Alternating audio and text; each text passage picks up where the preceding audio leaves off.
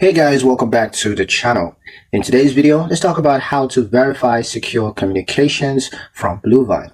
Scammers often send fake emails or texts pretending to be from Bluevine. Knowing how to confirm genuine communication protects you from phishing attempts, and here's what to do. The first step is to check the sender's email address. Now, legitimate Bluevine messages come from official domains such as bluevine.com. You want to look for personalized details. Real messages often include your name or partial account information. Phishing emails usually don't.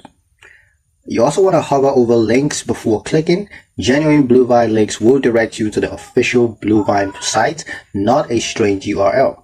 Also, you want to watch for urgent scare tactics like your account will close today, those kind of messages. Bluevine will never pressure you with threats.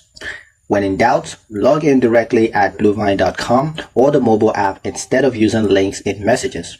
Report suspicious emails by forwarding them to security@bluevine.com. Verifying communications this way ensures that you only respond to legitimate Bluevine messages. And that's pretty much it for the video, guys. Hope you liked it. Hope you found the information here useful enough. If you did, like, share, and subscribe for more helpful tutorials. Thank you guys for watching, and I'll see you in the next one.